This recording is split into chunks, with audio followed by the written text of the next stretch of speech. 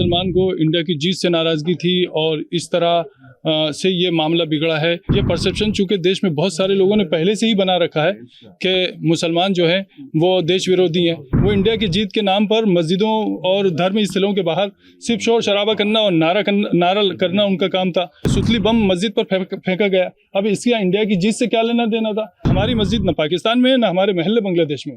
हम इसी हिंदुस्तान के निवासी हैं। ये मंदिर के सामने होता तब भी गलत था, ये मस्जिद के सामने है तो क्यों गलत नहीं है? मुझे ये खबर मिली है सोशल मीडिया से के थ्रू, चूँकि ये बाकायदा पूरे देश में ये माहौल बनाने की कोशिश की जा रही है या खबर फैलाने की कोशिश की जा रही है कि मुसलमान को इंडिया की जीत से नाराज़गी थी और इस तरह से ये मामला बिगड़ा है और मुसलमानों की वजह से ये सब कुछ हुआ है। ये एक गलत बात फैलाई जा रही है और इस चीज़ से हमें बहुत दुख हुआ है।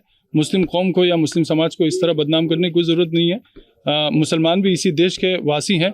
ये परसेप्शन चूँकि देश में बहुत सारे लोगों ने पहले से ही बना रखा है कि मुसलमान जो हैं वो देश विरोधी हैं, और जबकि कहानी यहाँ पर जो शुरू हुई है वो इस तरह शुरू हुई है कि सबसे पहली चीज़ शासन प्रशासन से जिस तरह की चूक हुई है, उन चूकों के चलते यहाँ पर यह हादसा हुआ है। दोनों तरफ के लोगों से की सहमति, शासन की, प्रशासन की मौजूदगी में और बीचवानी में रखकर ये बात तय हुई थी कि जामा मस्जिद के इस रूट से किसी तरह का जुलूस नहीं निकलेगा। रात को जो जुलूस निकला उसकी पहली बात तो कोई परमिशन नहीं थी, उसकी कोई आगवानी करने वाला नहीं था, वो एक उपद्रवियों की भीड़ थी। वो इंडिया की जीत के नाम पर मस्जिदों और धर्म स्थलों के बाहर सिर्फ शोर शराबा करना और नारा करना उनका काम था। लोग नमाज से जब निकले हैं तो उस वक्त में ये भी हुआ है कि सुतली बम मस्जिद पर फेंका गया। अब इसका इंडिया की जीत से क्या लेना देना था? क्या मस्जिद पर बम फेंकने से इंडिया की जीत का जश्न मनेगा? ये बहुत बुरी बात हुई है और इस चीज़ का हमें बहुत दुख है कि एक तरफ गलती करने वाले गलती कर रहे हैं, दूसरी तरफ कुछ लोग ऐसे हैं जिनके हाथ में किसी भी तरह का सोशल मीडिया का कोई सा भी प्लेटफॉर्म या आईडी है तो वो उसके थ्रू ये फैलाने की कोशिश कर रहे हैं कि मुसलमान जो है वो देश का विरोधी है और इंडिया की जीत से उसको तकलीफ है वगैरह वगैरह वगैरह। हम इस चीज़ से बहुत दुखी हैं और हम बहुत साफ साफ कहना चाहते हैं कि हमारी मस्जिद न पाकिस्तान में है न हमारे महल्ले बांग्लादेश में। हम इसी हिंदुस्तान के निवासी हैं, इसी हिंदुस्तान में हम रहे हैं, इसी हिंदुस्तान में हम रहते हैं, इसी हिंदुस्तान के साथ हमारा रिश्ता है। इस तरह की बातें करना ये और फिर कुछ लोगों की तो मैं समझता हूँ कुछ लोगों की तो रोजी रोटी या नेतागिरी या उनका अपना जो भी प्रोफेशन है वो तो हिंदू मुस्लिम पर चल रहा है। तो उन लोगों के पास पद है या ओहदा है या पावर है, वो इस तरह की बात करते हैं, उनको शोभा नहीं देता। मतलब ठीक है, आप किसी की चापलूसी कर सकते हैं लेकिन आप किसी की बात से उस वक्त तक सहमत नहीं हो सकते जब तक उसमें सच्चाई ना हो। लेकिन जो आरोप लगाए जा रहे हैं दूसरी तरफ से भी, मैं उसी आरोप तरफ से लगाए जा रहे हैं। दूसरा पक्ष ये कह रहा है कि कोई पटाखा नहीं फोड़ा गया, दूसरा पक्ष ये भी कह रहा है कि जुलूस निकल रहा था, हमने भारत माता तक की जय के नारे लगाए, पीछे से पत्थरबाजी हुई। ये मस्जिद से वैसा उनका इस प्रकार की वीडियो भी आ रही है कि मस्जिद से कुछ लोग निकल रहे हैं और एक नारे समझ गया, मैं आपकी बात समझ गया। अब मेरी बात को जरा ध्यान से सुनिए। यहाँ मस्जिदों में पत्थर के ढेर लगे हैं क्या? मैं मीडिया पर्सन से बहुत खुल के बात कहता हूँ, आप पूरी मस्जिद और इसके आसपास के सारे एरिया को छान मारिए, क्या यहाँ पर पत्थर जमा किए हुए थे? एक बात।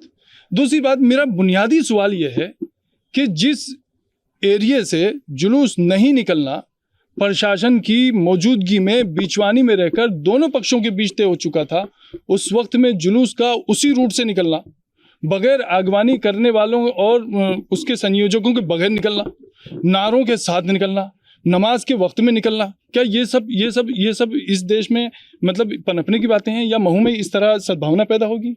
क्या ये चीज़ ठीक हुई? मेरा सवाल इंसानियत के नाते, मैं एक मुस्लिम पक्ष का पक्षकार होने के नाते बात नहीं कर रहा हूँ। मेरा कहना यह है कि क्या ये मंदिर के सामने होता तब भी गलत था, ये मस्जिद के सामने है तो क्यों गलत नहीं है? अगर ये मंदिर के सामने होता तो गलत था, तो ये मस्जिद के सामने है तो क्यों गलत नहीं है? तो ऐसी जो बातें आ रही हैं कि जुलूस तो निकाल सकते हैं, जैसा कि आपने कहा कि क्या बिना परमिशन के जुलूस निकलेंगे?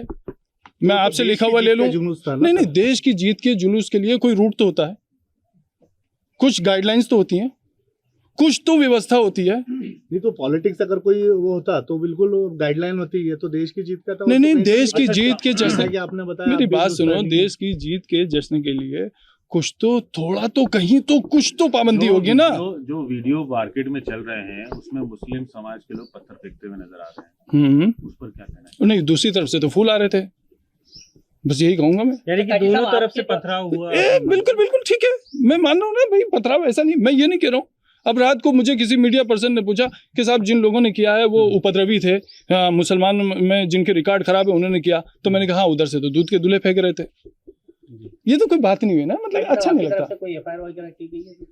नहीं, मैंने पर्सनल अभी कोई एफआईआर नहीं की है, लेकिन मेरा लोगों से, सभी तरफ के लोगों से मेरा यह आह्वान है कि अगर किसी का वाकई कोई नुकसान हुआ है तो उस नुकसान के लिए वो पुलिस को आगाह करें और अपनी नुकसानी की रिपोर्ट वाकई सच्चाई के साथ जो बात है वो प्रशासन के सामने रखें, ताकि उसके दिल में ये नहीं रहे कि भाई प्रशासन में किसी तरह की जो है निष्क्रियता है।